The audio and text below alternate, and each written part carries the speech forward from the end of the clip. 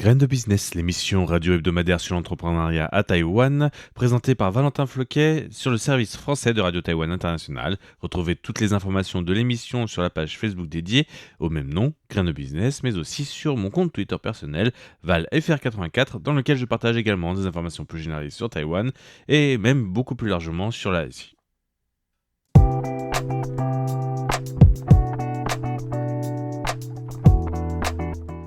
Le magazine des jeunes entreprises à Taïwan, Graines de business.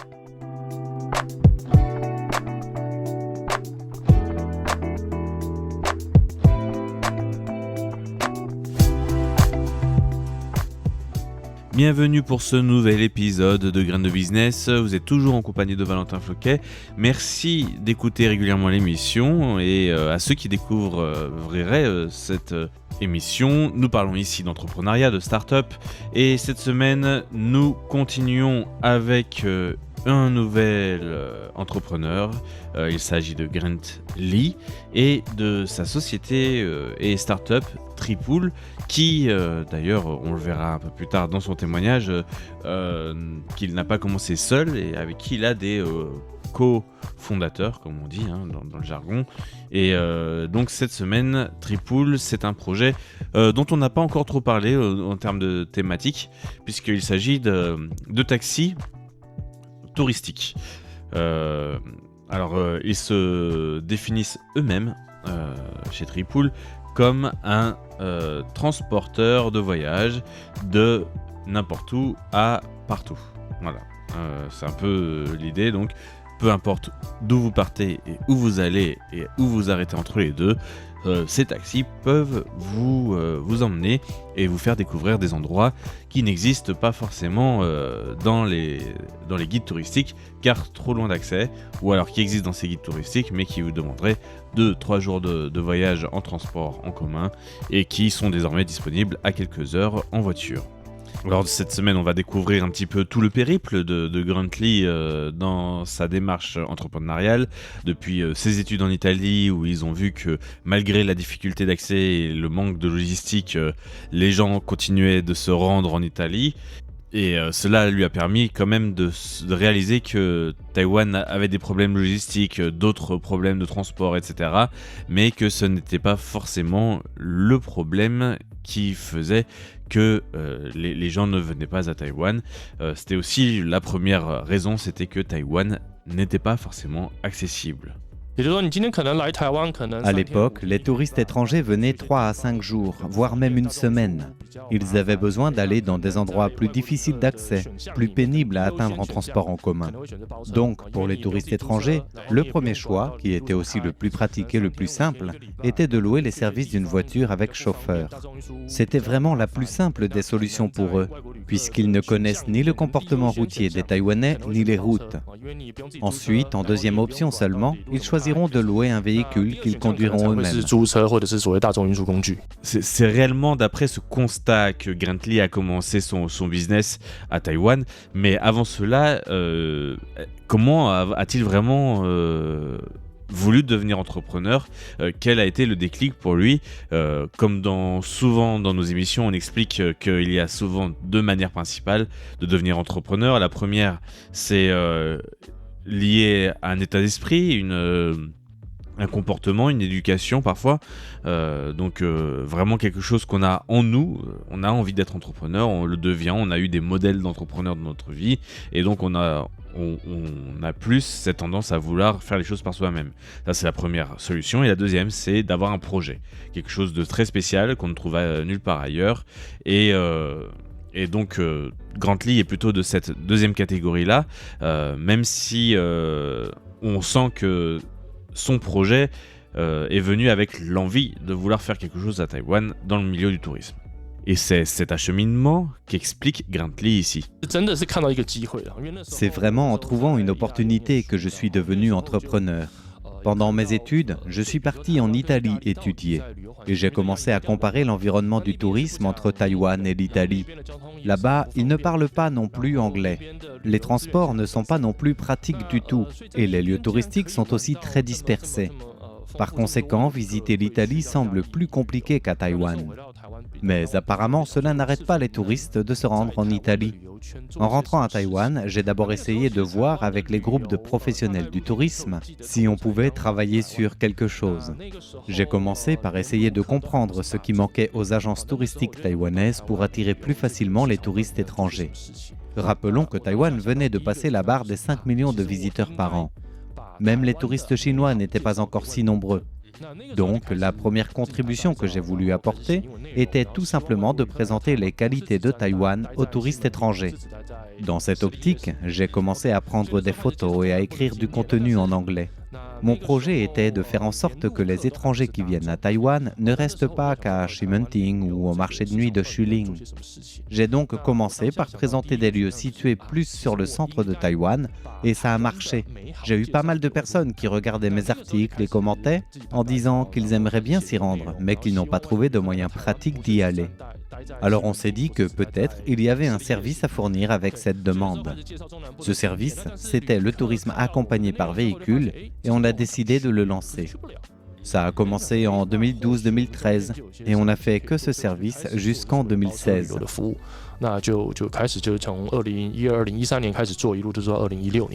Et malgré cette apparente réussite, avec un business model un peu particulier, le conseil direct aux touristes étrangers et l'accompagnement dans leur voyage avec des guides, il y a un souci qui commence à se faire ressentir et c'est ce qui commence à apparaître en 2016 après avoir participé à un accélérateur. À Singapour, Grant Lee nous explique. Quand on s'est lancé, on s'est dit que le marché était assez vaste. Donc on est parti dans le projet tête baissée, absorbé par le travail, sans vraiment essayer d'analyser nos chiffres. Mais en 2015-2016, nous avons rencontré un gros problème. Nous faisions des voyages personnalisés, donc cela demandait beaucoup de personnel pour gérer et organiser les demandes de chaque client. Ce mode ne convenait pas trop en termes de rentabilité et cela limitait gravement nos capacités. En 2016, nous avons rejoint un accélérateur IPM de Singapour à la fin du programme. Nous nous sommes dit que probablement que leurs outils de gestion par intelligence artificielle nous seraient utiles. Donc cette année-là, la société a concentré ses ressources dans le développement d'une application d'organisation de voyages automatisée. À la fin du développement de l'application, nous nous sommes rendus compte que le taux d'exactitude était d'environ 80%. C'était plus que satisfaisant pour nos besoins et devait permettre en théorie de résoudre les problèmes de capacité de la société et reprendre une expansion rapide. La réalité, c'est que ça n'a pas été le cas. Mais ce n'était pas un problème avec l'outil. À force de tracer nos données, on s'est rendu compte que le problème venait de nos guides. Ils détournaient tous nos clients. Mais ce n'était pas un problème que nous pouvions résoudre, car le modèle de voyage sur plusieurs jours était un modèle où l'interaction principale et presque unique était entre le guide et les touristes. Ce qui fait que les touristes étrangers, lorsqu'ils retournaient chez eux, ils recommandaient le guide et non notre service, que ce soit avec leurs amis, leurs familles, leurs collègues, mais aussi sur Internet pour ceux qui avaient des réseaux sociaux travaillés. Mais le problème n'était pas seulement que ces guides prenaient nos clients, c'est qu'ils n'étaient même plus disponibles pour nos missions tellement ils avaient déjà de travail. On s'est alors rendu compte que notre modèle économique avait un grand défaut. Notre service n'avait pas de véritable valeur ajoutée qui permettait de conserver à la fois les clients et les guides. On a donc réfléchi comment faire face à ce problème. On s'est donc recentré sur les données. En 3 ans, on avait organisé plus de 700 000 voyages. On s'est rendu compte que parmi nos clients, plus de 40% de nos utilisateurs n'avaient en réalité pas besoin de guide. Cela paraît étrange, mais en réalité, ça s'explique. Prenons l'exemple d'Alishan, c'est un des points touristiques les plus connus de Taïwan. Mais pour s'y rendre, les véhicules ne peuvent se rendre que jusqu'à l'entrée, et après tout se fait seul. On s'est donc rendu compte que 90% des personnes qui s'y rendaient voulaient uniquement se rendre depuis la gare de HSR vers l'entrée du parc d'Alishan. Alors, après réflexion, on a adapté notre application en réduisant beaucoup les services pour nos clients et en ne laissant que la réservation des transports pour les trajets jusqu'au lieu touristique. Et c'est ainsi que Tripool est né et que nous nous sommes orientés vers le service de transport de passagers sur longue distance. 然后就开始做后面的这些长程接送服务了。Mais en changeant de modèle, il fallait tout reconstruire. Et au lieu des guides touristiques avec lesquels ils avaient construit un réseau pendant presque 4 ans, puisque c'était de 2012-2013 à 2016, il a fallu reconstruire tout un réseau avec un besoin très rapide, avec beaucoup de conducteurs qui permettraient de faire toutes les liaisons et tous les trajets qui étaient demandés par la clientèle qui avait déjà le site internet et l'agence, et donc il a fallu trouver des solutions pour d'abord recruter beaucoup de conducteurs. Seulement, ils peinaient à en recruter par les voies traditionnelles, et donc ils ont pensé plutôt à une façon ingénieuse d'attirer de nouveaux employés comme conducteurs pour leur service. Je laisse Grantley l'expliquer clairement. 所以那个时候，我们其实花了很大的力气去想办法去。À cette étape-là, nous avons mis beaucoup d'efforts à penser à des méthodes pour conserver nos conducteurs et en recruter de nouveaux. Au final, nous sommes parvenus à trouver une méthode qu'on pourrait définir comme peu orthodoxe. Nous étions au point où il ne restait plus que quelques employés et les fondateurs de l'entreprise, donc ce que nous faisions pour trouver des conducteurs était d'aller en bas de l'immeuble et d'appeler des Uber pour essayer de les recruter dans notre société. On était arrivé au point où on avait même développé un système de procédure pour être plus efficace, combinant temps de discussion et taux de réussite dans le recrutement. Il fallait que la course ne coûte pas trop cher, donc qu'elle ne soit pas trop longue, ce qui permet aussi de rentabiliser une journée avec plusieurs chauffeurs, mais aussi qu'elle ne soit pas trop courte pour qu'on ait le temps de finir la présentation de nos activités et tenter de convaincre le conducteur. On a appliqué cette méthode pendant un peu plus d'un mois avant de réellement donner des commandes à nos conducteurs partenaires. Et depuis ces débuts un peu chaotiques, nous n'utilisons plus cette méthode. Nous n'en avons plus besoin car il y a assez de chauffeurs qui font notre promotion autour d'eux pour avoir assez de nouveaux chauffeurs qui se joignent à notre programme.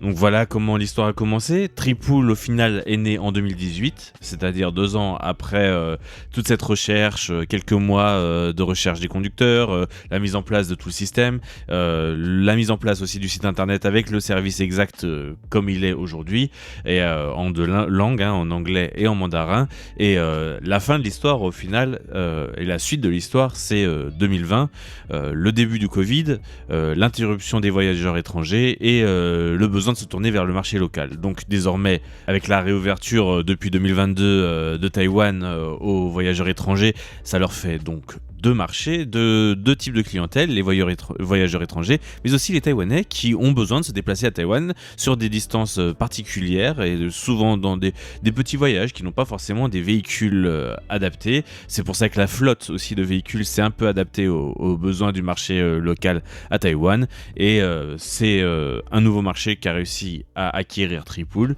et c'est l'actualité en fait de cette société qui marche plutôt bien, et c'est l'histoire donc en 10 années plus ou moins, 2024 pardon, de 12 ans de cette entreprise qui est au final très typique de beaucoup d'entrepreneurs, d'histoires d'entrepreneurs, et c'était pour ça que je voulais vous la raconter dans Graines de Business.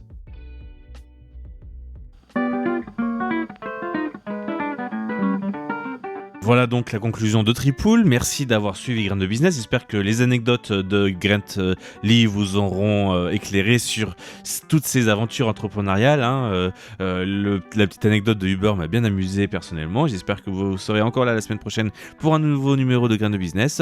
Et je vous dis donc merci de suivre l'émission. C'était Valentin Floquet pour Radio Taïwan International, et excellente journée à tous.